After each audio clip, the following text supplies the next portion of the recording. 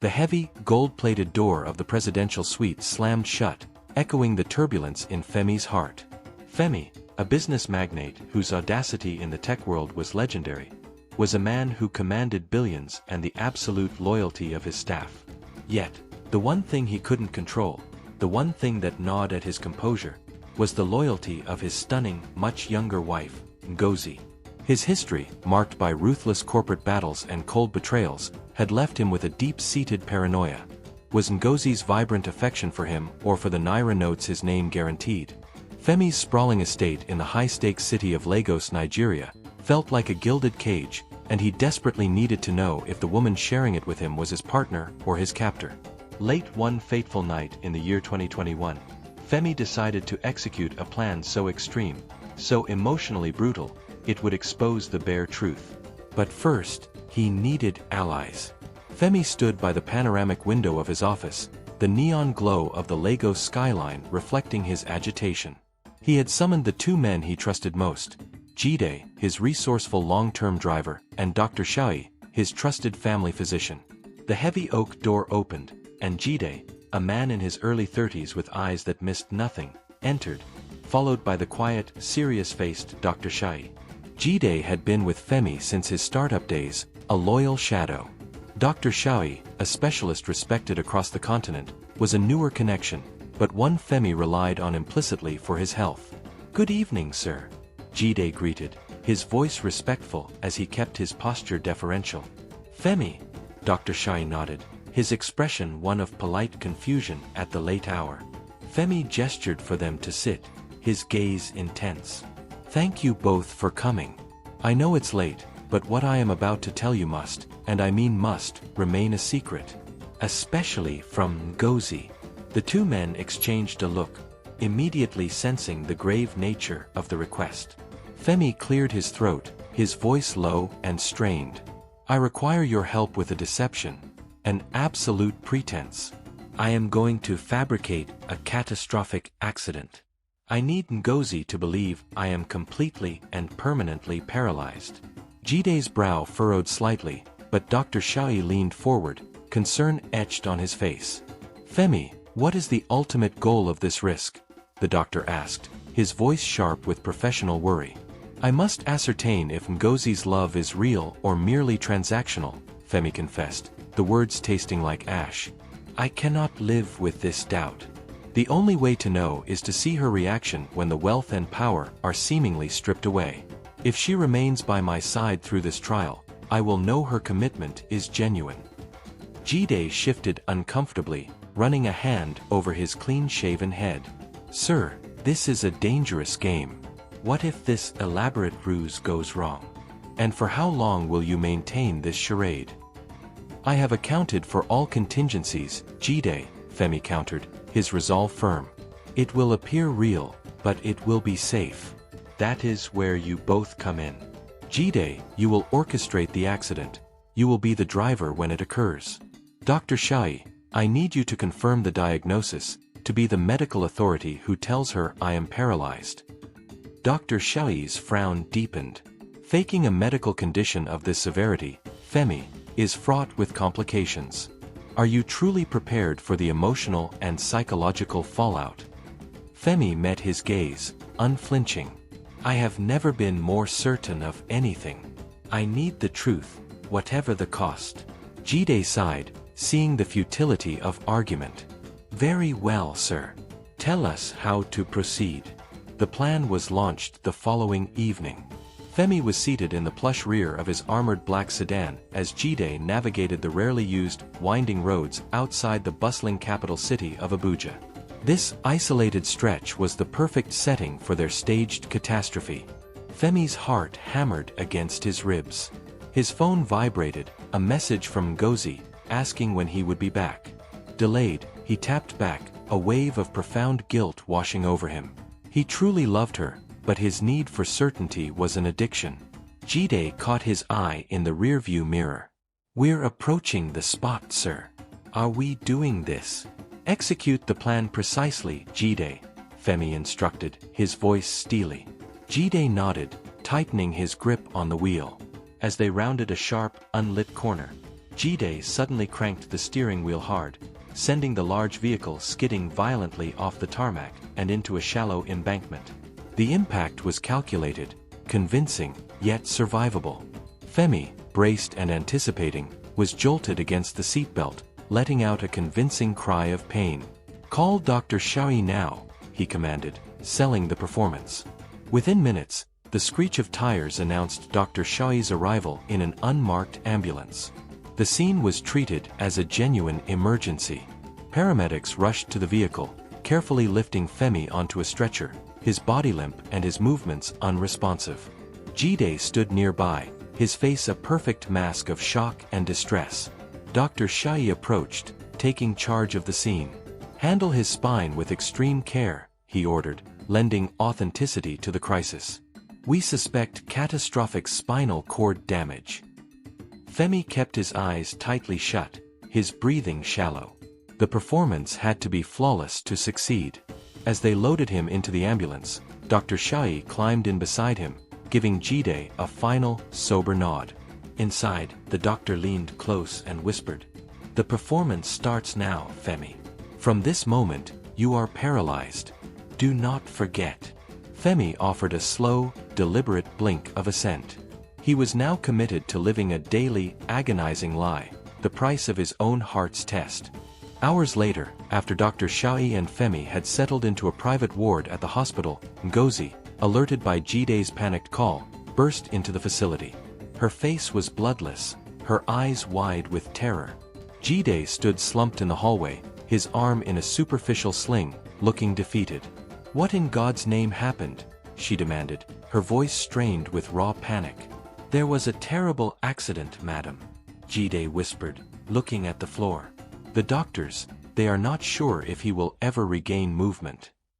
Ngozi gasped, her hand flying to her mouth. She pushed past Jide, her legs driving her into the sterile room where Femi lay motionless, hooked up to monitors. Dr. Shahi stood beside the bed, clipboard in hand. "Doctor, please," Ngozi pleaded, her voice cracking. "Tell me he'll recover." Dr. Shahi's expression was expertly grave. "It's too soon to say," he stated soberly. "The damage to the spinal cord is significant. We have done everything possible. The rest is a matter of time and his own strength." Ngozi stumbled backward, gripping the edge of the bed for support. She stared down at her husband.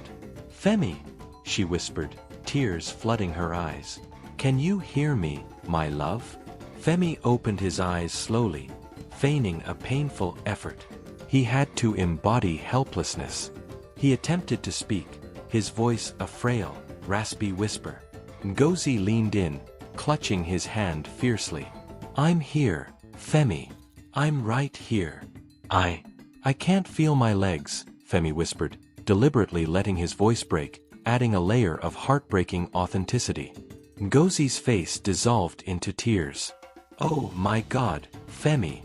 Dr. Shahi gently placed a hand on Ngozi's shoulder. "He requires absolute rest, Mrs. Femi. The next day is critical." Ngozi nodded, a devastated marionette, and released Femi's hand. She turned to Jide, her eyes searching. "Tell me everything, Jide. What truly happened?" Jide avoided her gaze, his face heavy with feigned guilt. "The road was slick, madam. We lost control. I am so sorry. There was nothing I could do."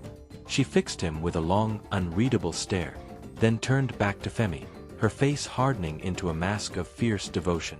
"I will stay with him," she said quietly. "I won't leave his side." Later that night, Dr. Shahi stood outside Femi's room, his hands deep in his pockets. Jide joined him, glancing through the glass at Ngozi, who was seated by the bedside, her hand resting on Femi's. "She's in shock," Jide murmured. "But what happens next, doctor?" "Now," Dr. Shahi replied softly, his eyes fixed on the scene inside. "We wait. We watch. And we see what is truly hidden beneath the surface." Jide nodded slowly, a knot of deep unease in his stomach. The test was in motion. Whether it would secure the truth Femi sought or utterly destroy his world was a question hanging heavy in the silent, expectant air. The next day arrived with a grim, sterile light bathing the hospital room. Ngozi sat slumped by Femi's bed, her eyes bloodshot, exhaustion visible in every line of her posture. She had not slept, the terrifying memory of the crash on endless repeat. Femi lay perfectly still, feigning unconsciousness, while the rhythmic beeping of the monitors served as a stark, mechanical tally of his fragile state. Dr. Xiaoyi entered quietly, clipboard in hand. Ngozi looked up, a flicker of desperate hope in her eyes. "Doctor," she whispered, her voice barely audible. "Is there any improvement?" Dr. Xiaoyi gently shook his head. "The paralysis is unchanged," he reported in a measured tone. "The tests confirm extensive spinal damage. Mrs. Femi, I am afraid his chances of walking again are extremely slim." Ngozi stifled a cry, her hand flying to her mouth. She turned to Femi, clutching his hand. "Oh, Femi," she choked out, tears pouring down her cheeks. "What are we going to do?" Femi slowly opened his eyes, struggling to speak. His voice was weak, strained. "Ngozi, I am so sorry. I can't be the man you married." She shook her head fiercely, squeezing his hand. "No, don't you dare say that. We will face this together. I will take care of you, no matter what it demands of me." A flash of genuine surprise crossed Femi's face. This immediate, resolute declaration was unexpected. But was it merely a knee-jerk reaction to a tragedy? His heart wrestled with hope and suspicion. He needed more time to be sure. Dr. Xiaoyi cleared his throat. "Mrs. Femi," he began gently, "may I speak with you privately for a moment?" She hesitated, glancing at Femi, who gave a slight nod. Reluctantly, she followed Dr. Xiaoyi into the corridor. The door clicked shut, and the doctor turned, his expression stern. "Ngozi," he began, choosing his words carefully. "Femi's condition will require extraordinary care. This journey will be physically, emotionally, and perhaps most acutely, financially draining." Her eyes were wide, frightened. "Are you suggesting I abandon him, doctor?" "Absolutely not," Dr. Xiaoyi quickly reassured her.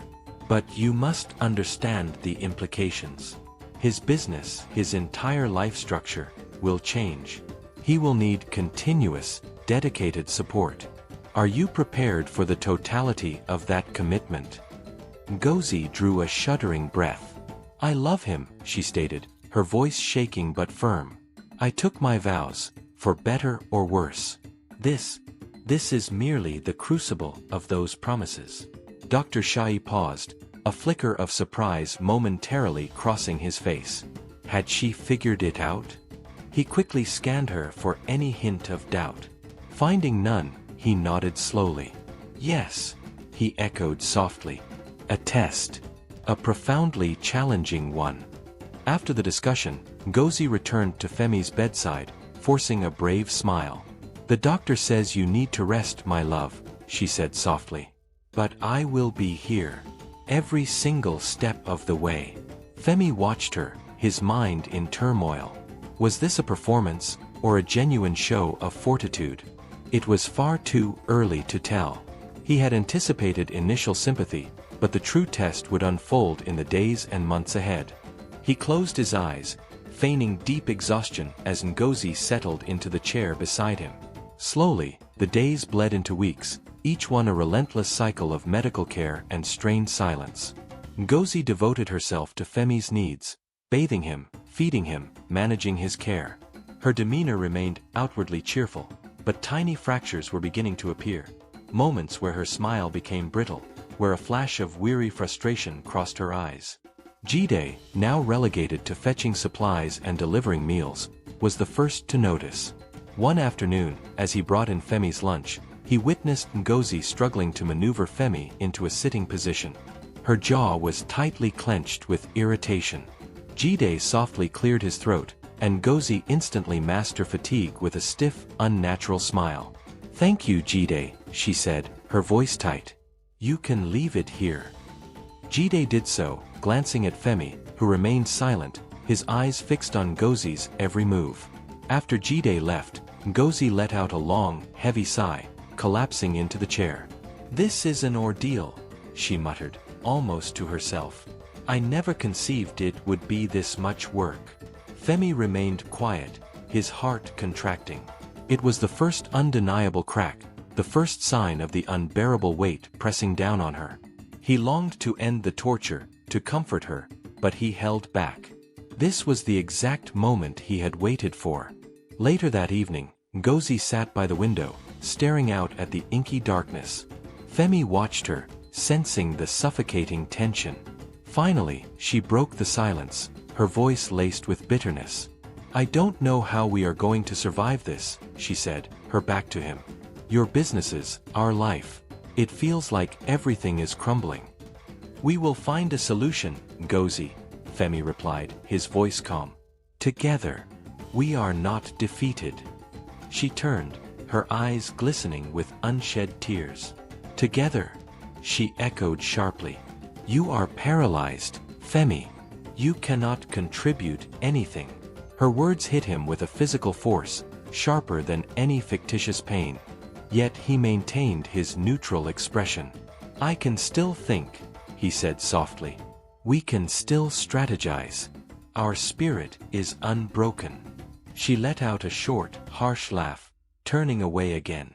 "It's easy for you to say. You are not the one bearing all the weight." A suffocating silence filled the room. Femi closed his eyes, battling a rising wave of guilt and self-reproach. Was he pushing her too far? Or was this the painful truth he had sought? Ngozi stood up abruptly, moving toward the door. "I need a moment," she mumbled, and left the room without another word. As the door closed, Femi let out a trembling breath. His heart ached, torn between the need for the final answer and the terrifying realization that he might be irreparably damaging their relationship. Lying there, staring at the ceiling, he wondered if his quest for truth had already cost him too much. The true test, however, was only just beginning. The following week, Femi was discharged and wheeled back into his opulent mansion in an ambulance. The sheer grandeur of his surroundings now felt ironically isolating. He was home, but he was still forced to maintain the pretense. How long would this masquerade last? The uncertainty was the most crippling aspect. As he was wheeled in, his domestic staff stood in silent witness, their faces a mix of pity and confusion. Ngozi walked beside the chair, her face a determined mask that couldn't quite conceal her inner turmoil. "Welcome home, sir," Jide said somberly, pushing the chair into the living area. Femi glanced around the familiar opulence. He was no longer the master of this domain. He was a prisoner within it. Ngozi forced a small, encouraging smile. "I will manage everything," she promised softly, glancing at the newly hired nurses. "We will make this work, Femi." He nodded, watching her intently. How long could this fierce resolve endure? The real trial was here, in the isolated confines of their home, where every day would be a test for both him and their marriage. The weeks stretched into 3 arduous months, a blur of monotonous routine and unspoken strain. Ngozi continued her caregiving duties, but the cracks in her resolve were now undeniable canyons. Her initial, fierce determination had eroded, replaced by a weary resignation. She moved through the day with mechanical detachment. Femi watched her, his emotions a turbulent storm. He thought he was prepared to see her struggle, to watch for the breaking point. But the reality was 1,000 times more painful. Every sigh, every moment of strained silence, cut deep. Yet, he held fast to his deception, waiting for the irrefutable truth to finally emerge. One evening, as the sun dipped low, Ngozi sat on the edge of Femi's bed, her shoulders slumped in defeat, her eyes empty. Femi glanced at her, a profound pang of guilt shooting through him. He wanted to wipe the pain from her face, but he couldn't break the facade. "Ngozi," he said gently, "you have done so much. Perhaps you should take a break, see some friends. You don't have to be tethered here." She turned to him, surprise flashing in her eyes. "You want me to leave?" she asked, her voice a fragile whisper. No, he quickly corrected. I don't want you to feel trapped. You deserve a respite from all of this. Ngozi's gaze softened momentarily, but she looked away. I wouldn't even know where to go, she muttered. My life is this room now. A lump formed in Femi's throat. This was his deepest fear realized, that his search for truth had reduced their love to a prison of suspicion. He closed his eyes, fighting the impulse to confess, but the purpose held him back. If her loyalty was true, it would endure. A sudden, sharp ring of the doorbell interrupted his thoughts. Jide entered the room, glancing awkwardly between them. Madam, he said hesitantly. You have a visitor. Ngozi frowned, standing up. Who? Kasali, Jide replied, a shadow crossing his face. He says he's here to check on you and Oga. Femi's heart skipped a beat. Kasali, an old acquaintance, charming, extravagantly wealthy, and infamous for his manipulative tactics. Femi had always distrusted his smooth demeanor. Now, with Kasali's entrance, the test was about to take a dangerous, volatile turn. Should I send him away? Ngozi asked, her voice uncertain. No, Femi said slowly, keeping his tone neutral. Let him come in. It's fine. Confused, she nodded and left the room. Femi listened to her footsteps receding. Kasali's presence could either vindicate Ngozi's loyalty or lay bare the very cracks Femi feared. Ngozi walked into the living room, her composure carefully constructed. Kasali stood by the window, his tall silhouette outlined against the fading light. He turned as she entered, a warm, practiced smile lighting his face. Ngozi, he said, his voice silk smooth. I was shattered to hear about Femi. I came as fast as I could. She nodded stiffly. It has been trying, she admitted. But we are managing. Kasali's eyes softened as he took a step closer. I cannot imagine the burden this is for you, he said sympathetically. If there is anything at all, I can do to help, you only need to speak the word. Ngozi forced a small, uneasy smile. Thank you, Kasali, she replied. But we are fine for now. He studied her, his gaze lingering. You don't have to carry the weight of the world, you know, he said gently. It is all right to admit when you are struggling. Her eyes flickered with a quickly suppressed emotion. I know, she said softly. But I must be strong for Femi. In the days that followed, Kasali's visits became routine. He arrived under the guise of offering support, but Femi, watching silently from his wheelchair, saw the subtle glances, the loaded compliments. It was maddening, yet Femi remained trapped in his own web of deceit. He had set the snare, and now he was forced to watch its terrifying PL Femiot. One afternoon, Kasali brought a bottle of expensive champagne, insisting on a small, shared moment to lift everyone's spirits. Femi watched as Ngozi hesitated before reluctantly agreeing. They gathered in the living room, Femi in his chair, Ngozi and Kasali seated opposite. Kasali poured the wine, handing a glass to Ngozi. To resilience, he toasted, raising his glass. To confronting life's challenges with grace. Ngozi offered a strained smile, clinking her glass against his. Femi scrutinized her. He could see the strain, the widening cracks in her facade. The tension was becoming unbearable for both of them. After a few glasses, Kasali began to recount amusing old stories, eliciting a genuine laugh from Ngozi, a sound that had become a rarity in the house. A flash of agonizing jealousy, compounded by a cold fear, shot through Femi. Was she finding solace in Kasali? Was he the escape from the miserable existence Femi had inflicted upon her? Kasali turned to Femi, his expression one of exaggerated concern. How are you holding up, Femi? He asked, his tone deceptively sincere. This must be immensely difficult for you. Femi forced a cool, thin smile. It is, he replied evenly. But we manage. Kasali's gaze flicked back to Ngozi. You are incredibly fortunate to have a woman of Ngozi's strength, he said, his voice dripping with false admiration. Ngozi looked down, nervously tracing the rim of her glass. "I am simply doing what any wife would," she murmured. Femi's heart twisted. There it was, the maddening ambiguity. He needed an undeniable sign. The final, decisive moment came on a dark, rainy afternoon. Ngozi was in the kitchen when Kasali arrived without warning. Femi, watching from the living room, saw Ngozi hesitate at the door, a mix of surprise and irritation on her face. "I was not expecting you," she said, not meeting his eyes. "I merely wanted to check on you," he replied smoothly, stepping closer. "You seemed overwhelmed yesterday." Ngozi glanced at Femi, who was watching them with an impassive face. "I am fine," she said, her voice tight. "You shouldn't be here unannounced." Kasali's eyes narrowed slightly, but he quickly produced his charming smile. "I was worried, Ngozi. I know how hard this is. I truly want to help." She crossed her arms, looking deeply conflicted. "Kasali, you need to leave." He stepped closer, lowering his voice to an urgent whisper. "You do not have to endure this alone," he urged. "There is no dishonor in admitting you deserve more than this, more than him." Femi's heart pounded, rage surging at Kasali's sheer audacity to seduce his wife in his own home, in his most vulnerable state. But this was it, the moment of truth.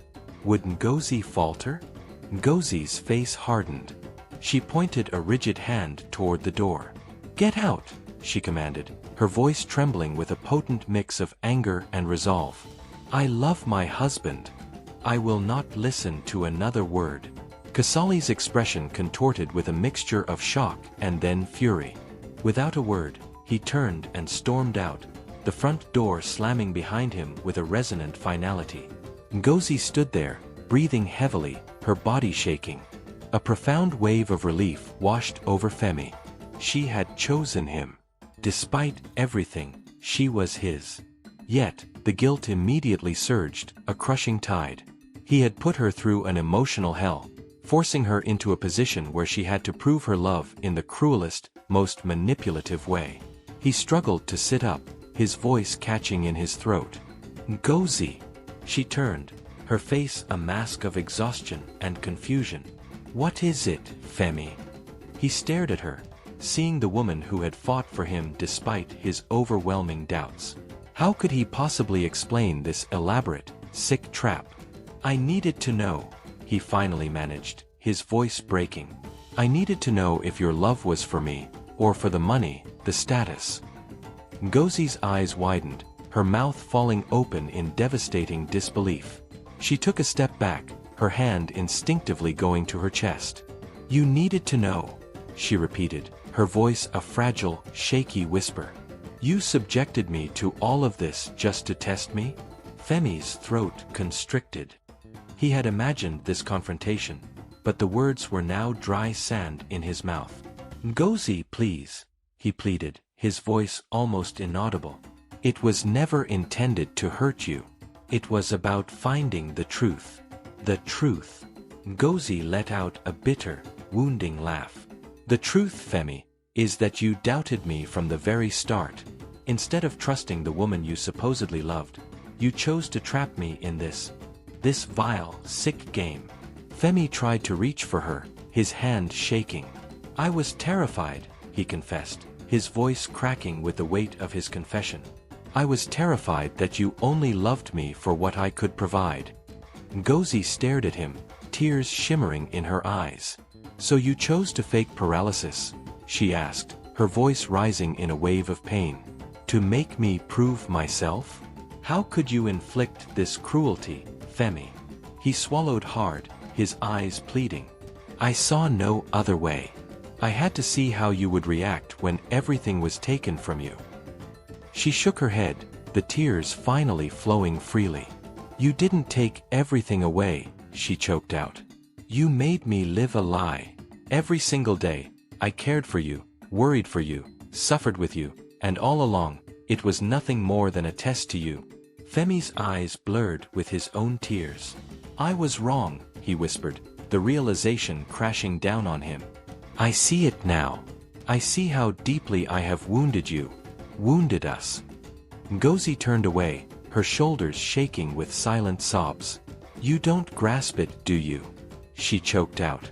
It's not just the lie. It's the profound absence of trust. You never trusted me. And now, I don't know if I can ever trust you again. Her words struck him like a physical blow. The full, brutal impact of his actions settled into his bones. He had doubted her, and in doing so, he had utterly shattered the bedrock of their relationship. Ngozi, he said, his voice desperate. I know I have broken something between us, but I want to fix it. Please, allow me a chance to make amends. She did not turn back for an agonizing moment, her back to him, the only sound the ragged gasps of her sorrow. Then, slowly, she lifted her head and faced him. How do you repair what is fundamentally broken? She asked, her voice hollow. You forced me to live a nightmare, Femi. You made me doubt my own sanity, my own love. How can we ever return from that? Femi opened his mouth, but no words came. He had no answers, no miracle solution to mend the catastrophic mess he had made. All he had was his crushing guilt and the faintest, most fragile hope that she could, somehow, find it in her heart to forgive him. Ngozi wiped her eyes, her expression hardening into resolute stillness. I need time, she said quietly, her voice the terrifying calm after a storm. Time to process. To figure out if I can ever look at you the same way again. She turned and walked toward the door, her movements stiff and controlled. Femi watched her go, his heart lodged in his throat. Ngozi, he called out, a pained whisper. But she did not stop. She did not look back. As the door clicked shut, the room was swallowed by a deafening silence. Femi lay there, staring at the empty space she had occupied, the full, suffocating weight of his transgressions settling over him. He had sought the truth, but in the process, he had exposed his own monstrous flaws. Later that night, long after the mansion had fallen into darkness, Femi remained awake, the events of the day mercilessly replaying in his mind. The look of betrayal in Ngozi's eyes, the raw, profound pain. He had broken something precious, something that might be beyond repair. The door creaked open softly. Femi turned his head, expecting to see Ngozi, but it was Jide, his expression grim, who entered. He approached the bed, his eyes full of deep concern. Jide, Femi rasped, his voice raw from hours of silent anguish. Jide looked at him with a mixture of pity and disappointment. Oga, this went too far, he said quietly. I warned you this was a treacherous gamble. I know, Femi admitted, swallowing hard. I see that now. But what do I do? How can I fix this? Jide sighed, rubbing his face. Some things cannot be fixed by words, Oga. You have wounded her to her core. This is no longer about right or wrong. It's about trust, and you have annihilated it. Femi's eyes filled with tears. I can't lose her, Jide, he whispered. I honestly thought this was the only way to confirm her love. Jide slowly shook his head. Love is built on trust, Oga. Without it, love is simply an empty word. You must give her space and time to heal, and to decide for herself. Femi closed his eyes, a solitary tear sliding down his cheek. I don't deserve her forgiveness. Perhaps not, Jide replied softly. But that judgment is hers and hers alone. In her room, Ngozi sat on the edge of the bed, staring blankly at the wall. Her heart felt as if it had been ripped in two. She had loved Femi profoundly, had devoted herself entirely to him, only to discover it was all part of a grotesque, twisted test of her devotion. The thought made her stomach churn with a sickening mix of grief and rage. She hugged her knees to her chest, her mind a whirlwind. Kasali's words echoed back to her. You don't have to endure this alone. For a fleeting, terrifying moment, she had felt the temptation of escape. She had been loyal, had chosen Femi time and again, and still, he had doubted her. Could she ever forgive him? Could she ever look at him and not see the man who had manipulated her, who had forced her to prove her love under false, cruel pretenses? She did not know, and the consuming uncertainty weighed on her like a crushing slab of concrete. Ngozi began to pace her bedroom, her thoughts a chaotic storm. Femi's betrayal was a lacerating stab to the heart. The man she loved had become a stranger. She looked at her phone on the nightstand. She couldn't stay here. She needed distance, space from this house, from him. Without a second thought, she grabbed a bag, shoved a few clothes inside, and snatched her keys and phone.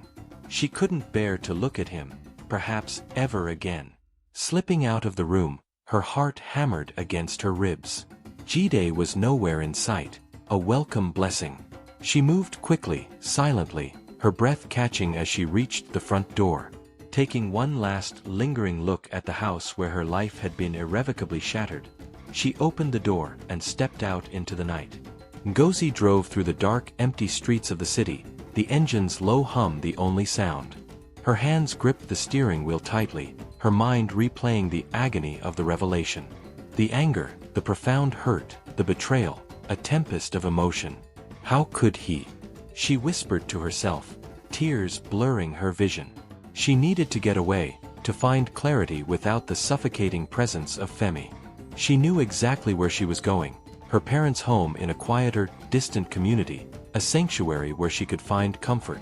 They had always been her safe harbor, and now, more than ever, she desperately needed that sense of security. But as she took a turn onto the main highway leading out of Abuja, headlights flashed in her rearview mirror. Ngozi glanced back, her heartbeat quickening. A dark sedan was aggressively tailing her. She sped up slightly, hoping the car would simply pass, but it stayed relentlessly behind, matching her speed. Panic surged. Something was terribly, utterly wrong. Before she could react, the sedan violently swerved and rammed the side of her vehicle, sending it careening off the road. Ngozi screamed, struggling to maintain control, but the car skidded into the ditch with a jarring, brutal stop. She barely had time to register the impact before the sedan pulled up alongside her. Two masked men leaped out, wrenching her door open. "No! Let go of me!" Ngozi screamed, kicking and fighting, but they were monstrously strong. One clamped a hand over her mouth, while the other bound her wrists tightly with rope. They dragged her out of the car and toward their vehicle, her screams muffled against the man's gloved hand. "Silence her!" one of the men snarled. The second man pulled out a cloth, forcing it over her mouth and nose. A sickly, sweet odor filled her senses, and within moments, darkness consumed her. She had been taken.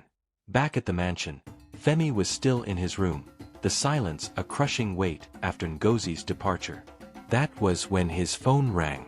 He snatched it up without checking the ID, his mind consumed by thoughts of his wife. "Hello, Mr. Femi." A cold, unfamiliar voice hissed on the other end. "Your wife is with us." Femi froze, his blood turning to ice. "What?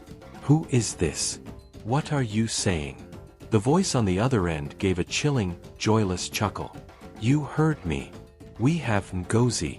If you ever want to see her alive again, you will pay us 200 million naira." Femi's heart hammered in his chest. This is a cruel joke," he stammered. "Who are you?" "No joke, Mr. Femi," the voice said, all amusement instantly vanishing, replaced by a dangerous edge. "We know you are a man of extreme wealth. You can afford it. 200 million naira, or you can kiss your precious wife goodbye." Femi's hand tightened around the phone, his mind racing wildly. "How do I know you truly have her?" he demanded, his voice shaking. "Let me speak to her. I need proof she is alive." There was a brief silence, followed by the muffled sound of a struggle. A second later, Ngozi's voice came through, strained and terrified. "Femi," she gasped. "Please, help me." "Ngozi," Femi shouted, his heart leaping into his throat. "Are you all right? Where are you?" "Enough!" The cold voice cut back in, snatching the phone. "You have your proof. If you want her back in one piece, you will follow my instructions to the letter. No police. No tricks. 200 million naira in cash. We will tell you where to deliver it. Femi's mind spun with a terrifying mix of dread and agonizing regret. This was his fault. If he hadn't pushed her away, if he hadn't orchestrated that deceitful test, she wouldn't have been alone, vulnerable. "I'll get the money," he said quickly, his voice frantic. "I'll pay you whatever you demand. Just do not harm her." "Smart man," the voice replied, a sinister undertone in his words. "You have 24 hours. And remember, if you involve the authorities, she dies. We will be in touch." The line went dead, leaving Femi standing in the middle of the room, his mind a catastrophic mess. The phone slipped from his numb fingers, hitting the floor with a dull thud. He felt as though the very earth had swallowed him whole. Jide burst into the room, his eyes wide with alarm. "Olga, what is it?" he demanded, seeing the deathly pallor of Femi's face. "They have her, Jide," Femi rasped, his voice barely audible. "They've taken Ngozi." Jide's face went white. "Who? Kidnappers?" "Yes," Femi replied, his eyes hollow with shock. "They demand 200 million naira. They will execute her if I fail to pay." Jide stumbled back. "My God, Olga, what are we going to do?" Femi shook his head, his mind struggling to grasp coherent thought. "I have to secure the money," he said, his voice trembling with iron resolve. "I will pay them any amount. I will not lose her, Jide. Not like this." Jide nodded, his face hardening into grim determination. "Then we secure the money, Olga. We will do whatever it takes." Femi looked at him, his eyes burning with a desperate, fearful light. He had made a colossal mistake that had put Ngozi in this nightmare. Now, he had to be the one to fix it, no matter the cost. He had to retrieve her. This time, there would be no tests, no deception. Only a desperate man willing to sacrifice everything to save the woman he had nearly driven away forever. As they began the frantic, necessary calls to gather the ransom, one thought echoed in Femi's mind. He had pushed her away, and now he was paying the brutal price for his betrayal. This was his chance at true redemption, a chance he would take, even if it meant abandoning everything he had painstakingly built. Femi quickly realized that approaching this haphazardly would be disastrous. He reflected on the phone call, the threats of the kidnappers seared into his memory. He needed specialized professional help, someone who could expertly navigate the murky, high-stakes waters of a ransom demand and, if possible, turn the entire nightmare to his advantage. Only one person came to mind: Segan, his astute, long-time legal counsel. Segan was known for his razor-sharp courtroom brilliance and his unnerving ability to think like the very criminals he often defeated. Femi grabbed his phone and dialed Segan's private number. It rang twice before a familiar, calm voice answered. "Femi, it's late. This must be a matter of extreme importance. Ngozi has been kidnapped." Femi blurted out, his voice cracking. "They are demanding 200 million naira for her release." A pause. Then, a low, steady response. "Where are you now?" "At home," Femi replied, his breath shallow. "I need your expertise. I am completely lost." "I am on my way," Segan said firmly. "Remain calm. Stay put." 30 minutes later, Segan arrived at the mansion, his face a mask of determined concern. Femi ushered him into his sprawling study, closing the door behind them. Jide hovered nearby, but Segan dismissed him with a curt nod. This discussion was for them alone. "Tell me every single detail," Segan commanded, settling into a leather chair. Femi recounted the events in a shaky voice: the phone call, the terrifying threats, Ngozi's faint, pleading voice on the line. As he spoke, Segan's expression remained impassive, his eyes darkening with each detail. "We have no choice but to pay them," Femi concluded, his voice trembling. "We must secure her safe return." Segan leaned back, his fingers precisely steepling together. "That is an option," he said slowly. "But paying them offers no guarantee of her safety. It almost never does." A cold fear gripped Femi. What do you mean? If we hand over the money, they will release her.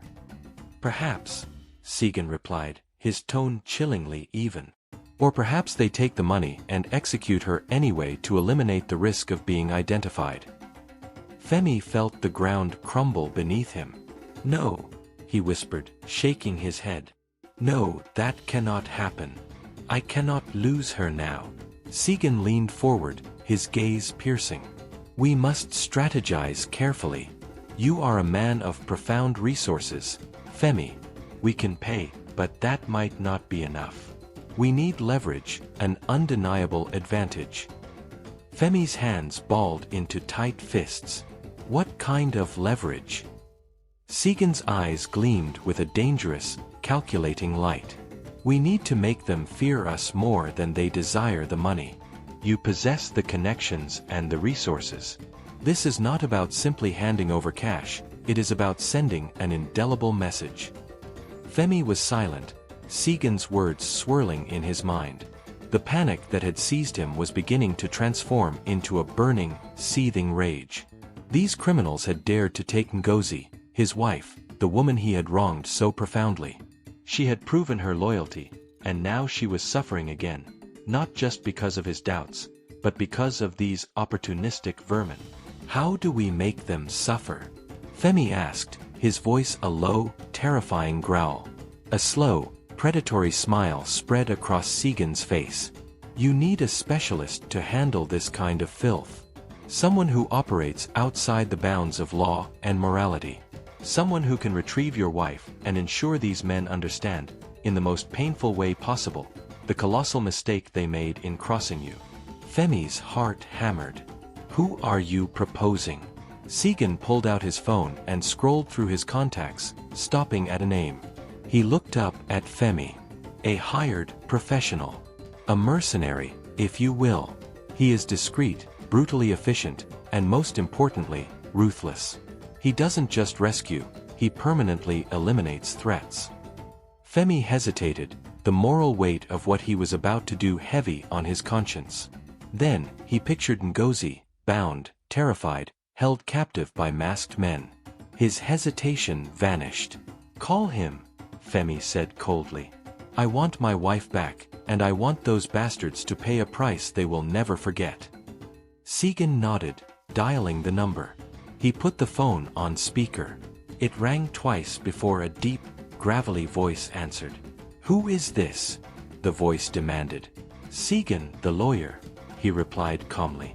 I have a job that requires your unique expertise. There was a pause. Continue. A client's wife has been abducted. He requires her retrieved, unharmed, and he wants the individuals responsible permanently dealt with. Another pause, longer this time. What is the compensation? 100 million naira, Segan stated without missing a beat. 50 up front, 50 upon successful completion. Location? The voice asked. Segan glanced at Femi, who nodded. They have not disclosed it yet, Segan replied. But they will soon. When they do, we will be ready. The voice on the other end let out a low, predatory chuckle. Fine. I will handle it. Send the initial payment and the details when they emerge. Consider it done, Segan said, his tone devoid of emotion. The line went dead. Segan pocketed his phone and turned to Femi, his expression unreadable. The operation is in motion. When they contact you again with the delivery instructions, you will comply, but we will have our operative in place. He will follow the exchange, and once your wife is safe, he will execute the final step. Femi nodded, his mind reeling from the gravity of his decision. He was crossing a line into a world far darker than any corporate deal. But for Ngozi, he would do it. For her life, for her safety, he would embrace the monster these kidnappers truly feared. Meanwhile, far away from the grandeur of Femi's mansion, in the damp, dark building the kidnappers were using as their lair, Ngozi woke up with a shock, a terrible pounding in her head. She was tied tightly to a hard wooden chair, the rough rope chafing her wrists. Her mind frantically tried to piece together the fragments. The car, the attack, and then the consuming blackness. She heard voices outside the room, low and muffled. She strained her ears, desperate to understand. "He's going to pay, right? He won't involve the police." One voice muttered anxiously. "He won't," another voice responded, more confident. "Femi is too astute for that.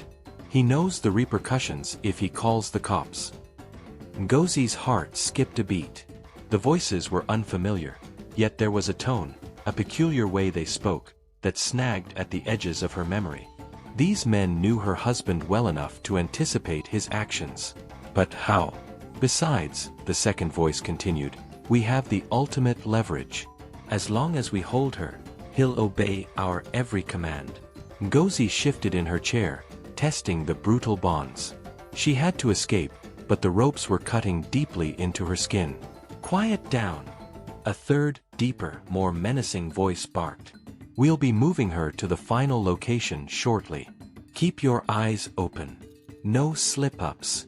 The door creaked open, and a harsh beam of light sliced the darkness. Ngozi squinted as two figures entered, their faces swallowed by the shadows. One stepped closer, his face concealed by a hood. "Try anything, and we'll ensure your husband receives you back in pieces," he growled, his voice a cold, icy rasp. Ngozi bit back her fear, staring defiantly at the shadowed figure. "He will find you," she spat, her voice stronger than she felt. "He will find you, and you will live to regret this moment." The man chuckled, a low, sinister sound that made her blood run cold. "Perhaps," he said, leaning so close she could smell the stale scent of cigarettes on his breath. "But by then, it will be far too late." He backed away, leaving her alone once more in the suffocating darkness. Ngozi's heart pounded. She had to remain strong, to cling to the hope that Femi would reach her. But as the minutes crawled by, the unsettling sense of familiarity about their voices gnawed at her, a crucial piece of the puzzle, agonizingly just out of reach. Back at Femi's mansion, Femi and Sigan sat in silence, the air thick with unspoken tension. Femi's phone lay on the desk, its screen dark, an ominous presence. They were waiting, knowing the inevitable call for the ransom delivery would come. The minutes dragged on, each second an eternity. Femi sat at his desk, staring intently at the phone, his heart lurching with every tick of the clock. Suddenly, the phone shrilled, the sound slicing the silence like a knife. Femi snatched it up, pressing it to his ear. "Hello," he said, his voice taut. "You have the cash?" The voice on the other end was cold, devoid of humanity. "I have it," Femi replied, keeping his tone steady. "Where do you want the exchange?" "Tomorrow night. Abandoned factory off the old Acacia Industrial Road," the kidnapper instructed. "You come completely alone. No police, no games. If we detect anything suspicious, your wife dies." "Understood." Femi gritted his teeth. "If you harm her..." The kidnapper cut him off. "You are in no position to issue threats. Obey our command, and she lives. Try anything, and you will be collecting her in fragments." Femi's grip tightened on the phone, a wave of incandescent fury and terror washing over him, but he forced himself to maintain his composure. "I understand. I will be there." "Good," the kidnapper sneered. "And remember, the slightest scent of law enforcement, and it is over for her." The line went dead. Femi slowly lowered the phone, his face a rigid mask of fury and fear. Sigan leaned forward. "What were the instructions?" Femi took a deep breath, trying to steady himself. "Tomorrow night. An abandoned factory on Acacia Road. They demand I come alone." Sigan nodded, his eyes narrowing. "Then we position our operative. He will follow and neutralize them once you have Ngozi." Femi shook his head, his mind racing, a new, desperate plan forming. "No, that is not enough." Sigan frowned. "What do you mean?" "We have everything arranged. The mercenary will guarantee her safety." "That is the problem." Femi shot back, his voice rising. "I cannot simply wait here and hope this stranger performs flawlessly. This is my wife's life we are gambling with." I have to be there. Segan's eyes widened slightly. Femi, you cannot risk going in there. These men are vicious. If they suspect anything. I know. Femi interrupted, his voice now hard as granite. But I must be there. I must see her with my own eyes. I will not leave her fate in the hands of another. Segan watched him for a long moment, then sighed in resignation. Very well. But you must adhere strictly to the plan. The mercenary will handle the criminals. You go in only for the exchange. You do not engage. Is that understood? Femi nodded, his jaw set. I understand. Segan picked up his phone, ready to brief the hired gun. I will inform him of the change. He will adjust his approach accordingly. As Segan relayed the new instructions to the mercenary, Femi felt a profound surge of determination. He had made catastrophic mistakes, pushing Ngozi into this nightmare. Now, he had to be the one to pull her out, no matter the risk. He couldn't fail her again. Segan hung up, turning back to Femi. It is settled. He will be in position, ready to act the instant things go sideways. Femi nodded, but his mind was already focused on the treacherous night ahead. He would walk into that factory, ransom money in hand, knowing it was likely a trap, knowing one wrong move could end everything. But he had no choice. Ngozi's life was worth any price, even if it meant walking into hell itself. He would do it for her. Thank you for watching this intense, true-to-life Lagos drama. If you were gripped by Femi's desperate plight and Ngozi's unwavering love, please smash that like button and share this story widely. Also, tell us in the comments section below, what is the most painful lesson Femi has learned about true loyalty so far, and what do you think will happen when he confronts the kidnappers? And please, hit the subscribe button and the notification bell so you don't miss part 2 of this thrilling saga when it drops. Your subscription helps us bring more captivating African tales to life. Thank you for watching, and stay safe.